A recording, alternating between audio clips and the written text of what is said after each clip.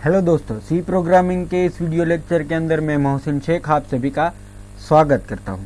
इस video lecture में हम general structure of C program समझेंगे, यानी कि सी प्रोग्राम का जो जनरल स्ट्रक्चर होता है वो कैसा होता है। सबसे पहले जो सी प्रोग्राम के जनरल स्ट्रक्चर के अंदर पहला जो सेक्शन होता है वो डॉक्यूमेंट सेक्शन होता है, जिसके अंदर हम प्रोग्राम से रिलेटेड इंफॉर्मेशन लिखते हैं, जैसे कि प्रोग्राम के ऑथर का नाम, कब उसे क्रिएट किया गया था, और प्रोग्राम के सारे फंक्शन किस तरह से काम कर रहे हैं, प्रोग्राम किस तरह से काम कर रहा है, वो सब लिखते हैं। उसके बाद प्री प्रोसेसर सेक्शन आता है, जिसके अंदर हम पहले से ही कंपाइल की गई हुई सी की लाइब्रेरी फाइल इंक्लूड करते हैं, जैसे कि stdio.h, conaio.h, और हम यूजर डिफाइंड हेडर फाइल भी इनके अंदर इंक्लूड कर सकते हैं। उसके बाद ग्लोबल वेरिएबल डिक्लेरेशन का सेक्शन आता है, जिसके अंदर हम पूरे प्रोग्राम के अंदर जो भी वेरिएबल यूज़ करने होते हैं, जैसे कि मेरे पास एक इंटीजर वैल्यू है, उसको मुझे पूरे प्रोग्राम के अंदर उसको यूज़ करना है, तो ये ग्लोबल वेरिएबल डिक्लेरेशन के अंदर मैं उसको डिक्लेयर कर सकता हूँ, यानी कि वहाँ पर मेंशन करके उसको पूरे प्रोग्राम के अंदर सिर्फ रेफरेंस के थ्रू यूज़ कर सकता हूँ, जैसे कि INTA उसको डिक्लेयर किया और उसको मेन फंक्शन या फिर फंक्शन के अंदर भी यूज़ कर सकता हूँ। इसके बाद आता है मेन फंक्शन, यानी कि जो हमारे प्रोग्राम का मेन एग्जीक्यूशन स्टार्ट जहाँ से होता है वो। उसके अंदर भी दो सेक्शन है, एक डिक्लेरेशन सेक्शन, एक एग्जीक्यूशन पार्ट। अब डिक्लेरेशन पार्ट के अंदर हम हमारे वेरिएबल्स डिक्लेयर करते हैं, जो कि हम सिर्फ मेन फंक्शन के अंदर यूज़ करना चाहते हैं। और एग्जीक्यूशन पार्ट के अंदर हम भी जो भी एग्जीक्यूशन स्टेटमेंट्स लिखते हैं, यानी कि printf, scanf और कोई भी ऐसे फंक्शन यानी ऐसे स्टेटमेंट है जो कि हम लिखते हैं, उसको हम एग्जीक्यूशन स्टेटमेंट कहते हैं। उसके बाद आते हैं यूज़र डिफाइंड फंक्शन, यानी कि यूज़र के द्वारा लिखे गए सब प्रोग्राम और फंक्शन, जो कि लास्ट के सेक्शन में आते हैं। वो हम एक से लेकर हमारे जितने भी इंक्लूड करना चाहे वो हमारे प्रोग्राम के अंदर हम फंक्शन इंक्लूड कर सकते हैं। तो आइए इसी स्ट्रक्चर के ऊपर हम अपना एक प्रोग्राम बनाते हैं। हम डेवलपर C++ ओपन करते हैं, उसके अंदर फाइल के अंदर न्यू में जाकर सोर्स फाइल पसंद करते हैं।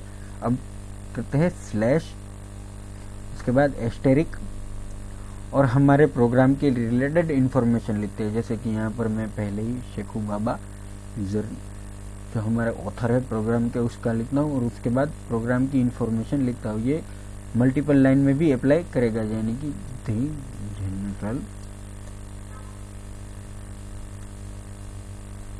Structure of C program. उसके बाद एस्टेरिक और फिर स्लैश करके इसको ख़त्म कर दूंगा। अब यहाँ पर हम प्री प्रोसेस स्टेटमेंट इंक्लूड करेंगे, जो कि हम हैश इंक्लूड से करते हैं, हैश इंक्लूड stdio.h, फिर से हैश इंक्लूड conaio.h। अब हम एक फंक्शन डिक्लेयर करेंगे। वैसे तो ये मैं आपको फंक्शन के लेक्चर के अंदर ही समझाऊंगा, लेकिन यहाँ पर सिर्फ रेफरेंस के लिए मैं एक फंक्शन क्रिएट कर रहा हूँ, इसको हम नाम देंगे void func1। इसके अंदर कोई भी पैरामीटर पास नहीं करते, इसलिए इसको ऐसे ही ब्लैंक ब्रैकेट छोड़ देते हैं और सेमीकोलन करके उसको एंड कर देते हैं। अब हम ग्लोबल वेरिएबल डिक्लेयर करेंगे INTA। अब INTA हमने यहाँ पर डिक्लेयर कर दिया। अब हम अपना मेन एग्जीक्यूशन स्टार्ट करेंगे, INT main bracket open close, और यहाँ पर ब्रेस ओपन, और हम अब a की वैल्यू डिक्लेयर करेंगे, यानी कि a = 10, सेमीकोलन करेंगे, print f the value of a in main is %d, उसके बाद a। यहाँ पर हम गेट ch, यानी कि हमारी विंडोज क्लोज ना हो, और ब्रैकेट ऑफ क्लोज कर देते हैं। अब हम फिर से लिखेंगे void func1 bracket open close, और फिर ब्रैकेट करेंगे और लिखेंगे a = 20, सेमीकोलन। अब लिखेंगे printf the value of a in func1 is %d और a क्लोज कर देते हैं और इसे भी ब्रैकेट को क्लोज कर देते हैं। ये खास ध्यान रहे कि हमें फंक्शन के अंदर गेट ch नहीं लिखना है। यहाँ पर एक न्यू लाइन स्टेटमेंट जोड़ देता हूँ जिसकी वजह से ये न्यू लाइन पर प्रिंट होगा /n/। अब यहाँ पर हम फंक्शन को कॉल कराते हैं func1 और ब्रैकेट ओपन और क्लोज सेमीकोलन दे देते हैं। अब हम प्रोग्राम को सेव करेंगे। यहाँ पर हम देंगे स्ट्रक्चर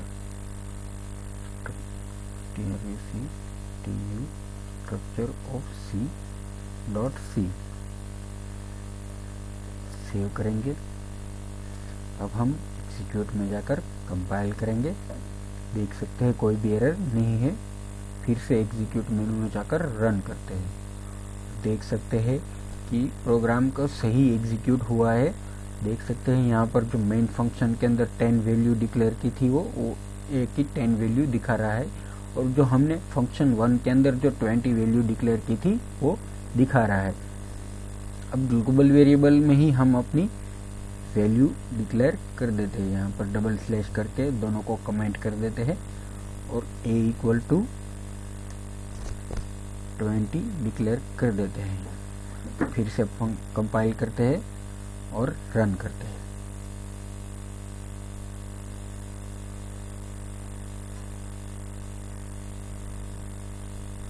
एग्जीक्यूट, कंपाइल, कोई एरर नहीं, एग्जीक्यूट और रन।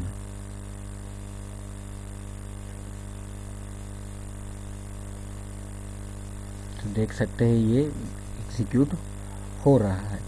तो दोस्तों ये था हमारा general structure of C program के ऊपर वीडियो लेक्चर। आपको ये वीडियो लेक्चर कैसा लगा आप हमारे यूट्यूब चैनल पर आकर हमें बताएं। हमें लाइक कीजिए, हमारे सब्सक्राइब कीजिए और हमारे वीडियो शेयर कीजिए। Thank you.